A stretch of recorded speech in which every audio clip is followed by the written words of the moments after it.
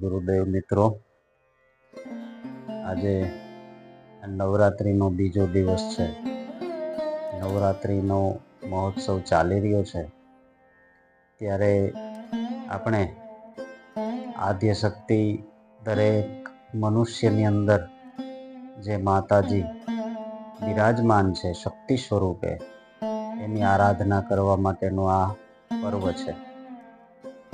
એટલે આ આદ્યશક્તિના આ આરાધન પર્વની અંદર એક ગરબો મહત્વનો ભાગ ભજવે છે.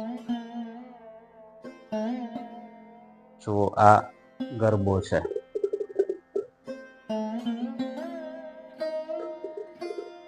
માટીનો મોટે ભાગે ગરબો હોય છે. હવે આ ગરબો છે એ શું છે? ગરબો એટલે શું? તો ખરેખર ગરબો એટલે શું, એ આવો પ્રશ્ન તો થાય. તો આપણે આજે ગરબો એટલે શું એના વિશે થોડી વાત મારે કરવી છે. તો આ ગરબો છે ને, આમ તો હવે અત્યારે આ પાકા ગરબા આવે છે, જો અવાજ આવે છે. નહીતર પેલા કાચી માટીના ગરબા હતા. જરાક અથડાય એટલે તૂટી જાય, એટલે કાચી માટીનો ગરબો. પેલા એવા કાચી માટીના ગરબા હતા. ખરેખર ગરબો એટલે કાચી માટીનો આ દેહ. શું છે? ગરબો એટલે આ જે આપણું શરીર છે, એની ઉપમા આપેલી છે. આ એનું પ્રતીક છે. શરીર દ્વારા જે કાંઈ શરીર છે ને, એ સાધન છે. શરીરમ આદ્યમ ખલુ ધર્મ સાધનમ. ધર્મને સાધવા માટેનું એ સાધન છે, એ શરીર છે. એટલે આ શરીર છે ને, એ કાચી માટીનું છે, એવું સંતો કહે છે. અને સંતોની જે ધ્યેય ધારા છે એ મુજબ આ ગરબો છે એ આ દેહનું પ્રતીક છે.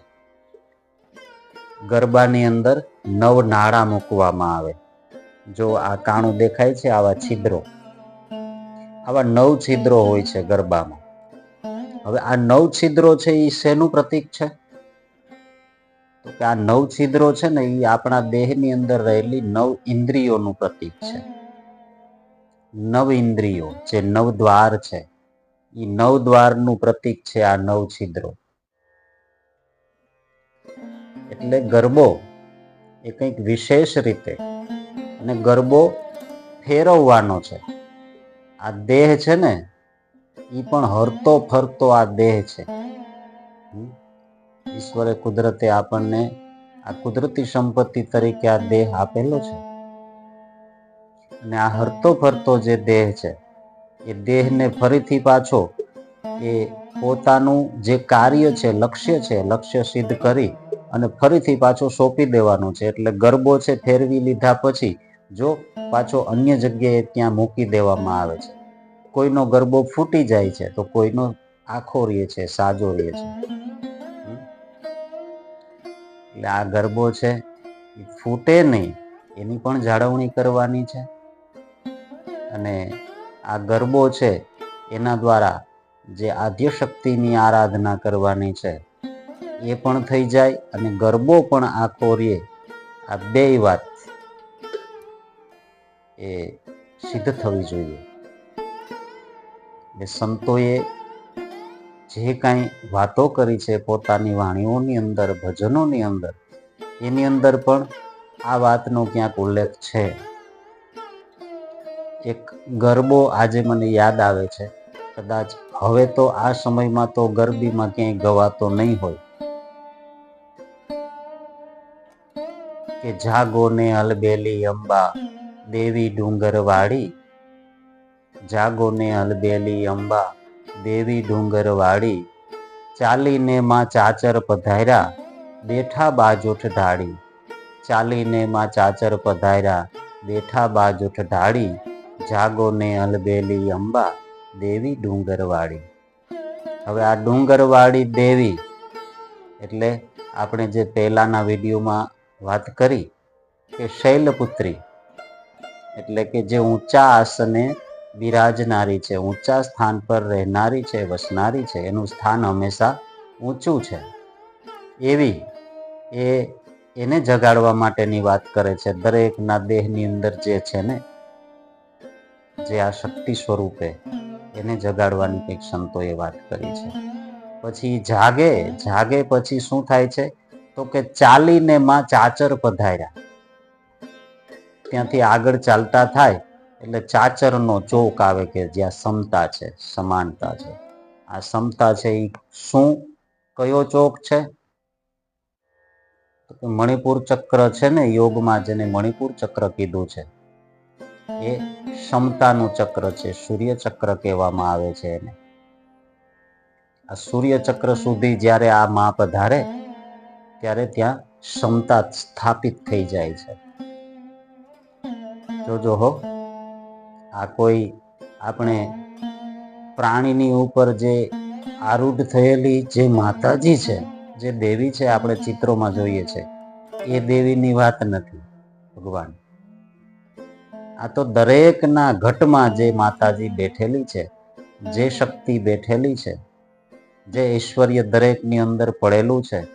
સંતોએ કીધું સૌની ગાંઠે લાલ છે, કોઈ કંગાલ નથી.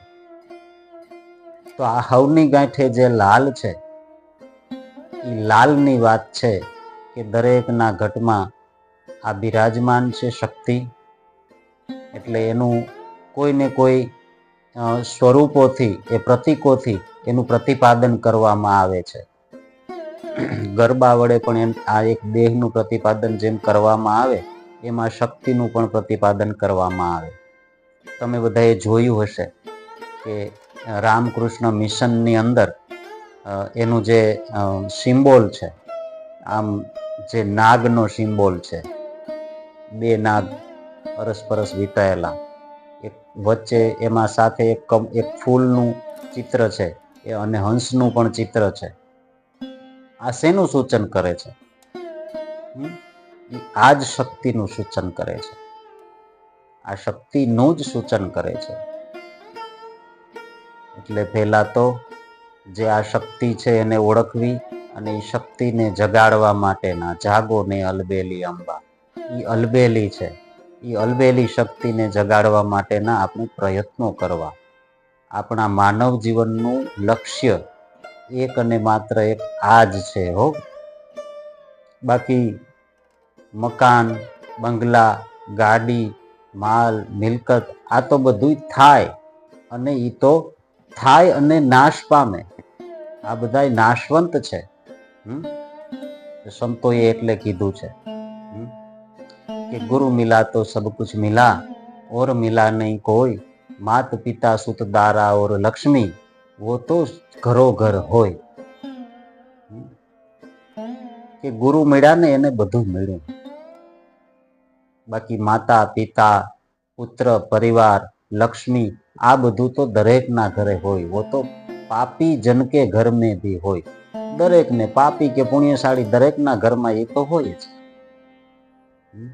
પણ ગુરુ મળે તો એ આની ઓળખ કરાવે, આની ઓળખ કરાવે, અને જે માનવ જીવનનું આપણું જે લક્ષ્ય છે, ધ્યેય છે, જે હેતુ છે, એ હેતુને આપણે પામી શકીએ. એટલે આવી રીતે આ નવરાત્રિનો જે મહોત્સવ છે હાલમાં ચાલી રહ્યો છે, તો એના અનુસંધાને આ ગરબો એ વાતને લઈ અને ગરબા વિશે તમને મારે કંઈક આવું વાત કરવી હતી. એટલે ખરેખર જે આ ગરબો છે એની અંદર 9 નાળા છે, એટલે કે 9 છિદ્રો છે, એ 9 દ્વાર છે. એ 9 દ્વાર છે એ આ 9 ઇન્દ્રિયો છે.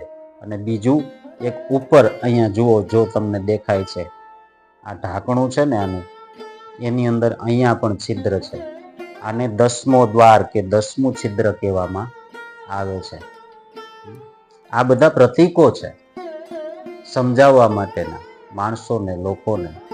સામાન્ય જન સમુદાય જો આમાંથી કંઈક સમજે અને કોઈને પ્રશ્ન ઊભો થાય તો કોઈને પૂછવા જાય. એટલે આ સંતોએ, જે ઋષિમુનિઓએ જે પરંપરાઓ આપણને આપી છે, એ પરંપરાઓની અંદર પણ આવું આધ્યાત્મિક જ્ઞાન ભરેલું છે.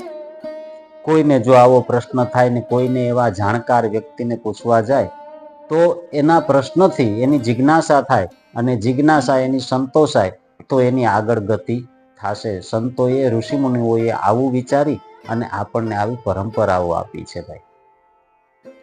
એટલે આ પરંપરાઓ છે એ માત્ર ને માત્ર એવી પરંપરાઓ જ નથી. આ નવરાત્રિની અંદર નાચવું કૂદવું એટલું જ કરવાનું નથી, પણ નવરાત્રિ એટલે ખરા અર્થમાં શું છે તો કે આ જે નવ ઇન્દ્રિયો રૂપી, આ જે નવ ઇન્દ્રિયોને ધારણ કરીને આપણો જે આ ગરબો છે, આ ગરબાને ફેરવવાનો છે. આ દેહરૂપી ગરબાની વાત કરી છે. એટલે ખરેખર આ સંતોએ, ઋષિઓએ, મુનિઓએ આપણી ઉપર કૃપા કરી છે. કોઈને કોઈ રીતે આપણને અંગુલી નિર્દેશ કરીને સમજાવવાના પ્રયત્નો કર્યા જ છે ભાઈ. એટલે તમે અને હું, આપણે બધા ખરેખર ભાગ્યશાળી છે કે જેને સદગુરુ મળ્યા છે. સદગુરુ મળ્યા છે એટલે આપણને આની અંદર કંઈક આવી જાણ થઈ છે, અને એનો જે આનંદ છે, આનંદ આવે છે એ કંઈક અનેરો આનંદ છે. આવા અનેરા આનંદને રોજ માણતા રહીએ એવી સદગુરુ પરમાત્માની પાસે આપણે પ્રાર્થના કરીએ. અને અસ્તુ. જય ગુરુ.